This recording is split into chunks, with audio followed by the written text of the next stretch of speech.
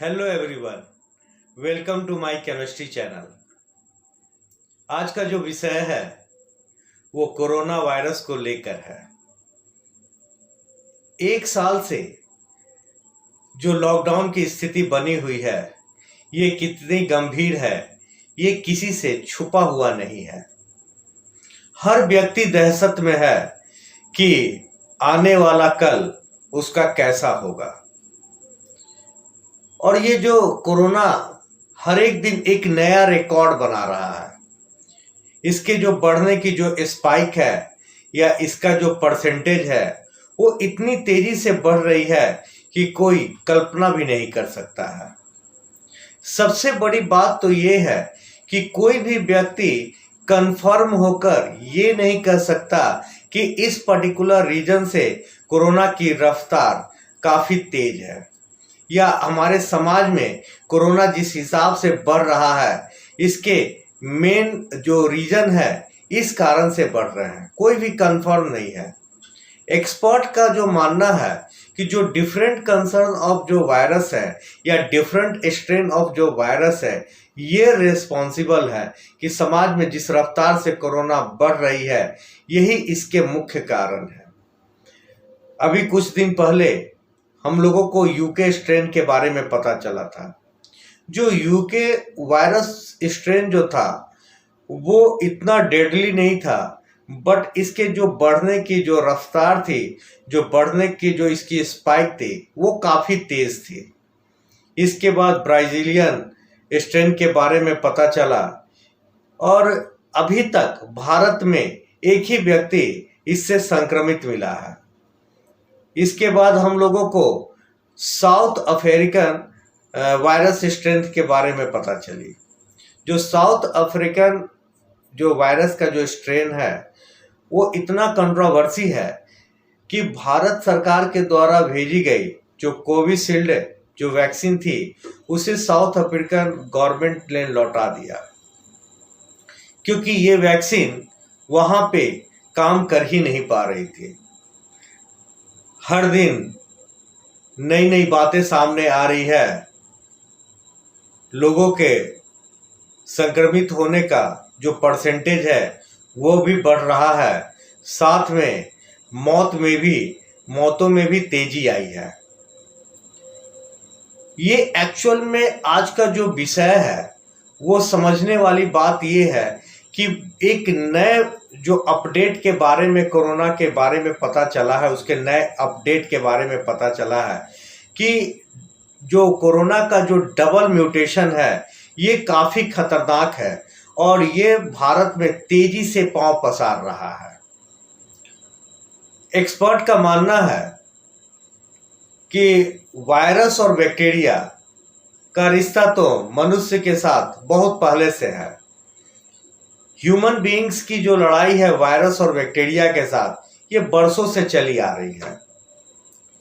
Virus अपने आप को जिंदा रखने के लिए अपने जेनेटिक संरचना में चेंजेस लाते रहता है, यानी वो अपने जेनेटिक संरचना में बदलाव हमेशा करते रहता है ताकि उसे खत्म नहीं किया जा सके। अपने नई जेनेटिक संरचना के कारण वो अपने आप को काफी मजबूत भी बना रहा है। तो आखिर ये डबल म्यूटेशन है क्या? यदि आसान भाषा में मैं इसे समझाने का प्रयास करूं तो यहाँ पर जब दो तरह के वायरस के स्ट्रेन, ये फर्स्ट तरह के वायरस के स्ट्रेन है और ये सेकेंड तरह के वायरस के स्ट्रेन है, ये दोनों वायरस के अलग अलग स्ट्रेन जब आपस में मिलकर एक सिंगल नया स्ट्रेन बनाते हैं तो इसे ही डबल म्यूटेशन बोलते हैं हम लोग। यदि बात करूं, एनसीडीसी एक संस्था है, उन्होंने बताया है कि अभी जो भारत में जो डबल म्यूटेशन है, यानी जो दो तरह के जो वायरस हैं, उसमें जो पहला वायरस है वो कैलिफोर्निया यूएसए का है और दूसरा भारत का है। ये दोनों स्ट्रेन आपस में मिलकर एक नया स्ट्रेन बना लिए हैं और इसलिए जो है ये काफी खतरनाक है। जो यूएसए का जो वायरस स्ट्रेन है उसे नाम दिया गया है L452R और जो भारत का स्ट्रेन है उसका नाम दिया गया है E484Q। अब ये दोनों वायरस आपस में कंबाइन होकर जो नए वायरस बनाए हैं उनका एनसीडीसी ने उनका नोमेनक्लेचर किया है B.1.617। अब इसमें क्या है कि इसमें दो अलग अलग तरह के स्पाइक प्रोटीन इसमें मौजूद होते हैं, स्पाइक प्रोटीन मार्कर बोलते हैं।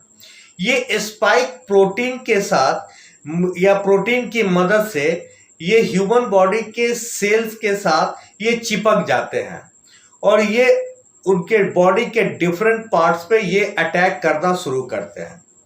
ये स्ट्रेन के जो वेरिएंट्स होते हैं ये स्पाइक के स्ट्रक्चर को ही बदल देता है।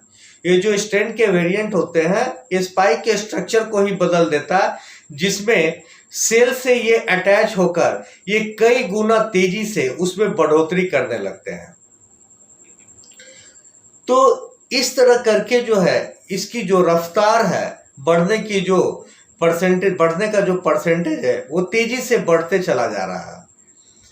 अभी भारत के 5 राज्यों में ये मुख्य रूप से है, खासकर ये महाराष्ट्र, पंजाब और केरला में इसे पाया गया है। लेकिन आज की जो अपडेट है उसके अनुसार ये भारत के 10 राज्यों में तेजी से पांव पसार रहा है।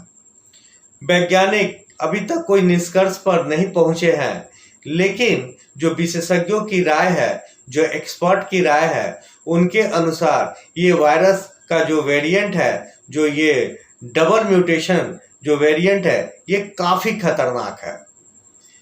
सबसे बड़ी बात ये है कि जो वैक्सीन है एस्ट्राजेनेका की जो कोविशील्ड और भारत में जो बायोटेक की कोवैक्सीन, ये इस पे असरदार जरूर है, लेकिन भारत सरकार को अन्य पहलुओं पर भी विचार करना चाहिए।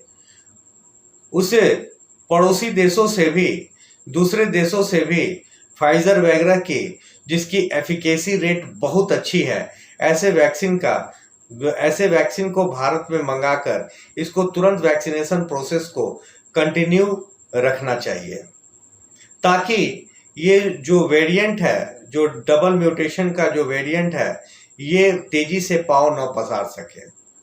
आज के लिए इतना ही। कोई नई अपडेट आती है तो मैं जरूर आपके साथ शेयर करूंगा।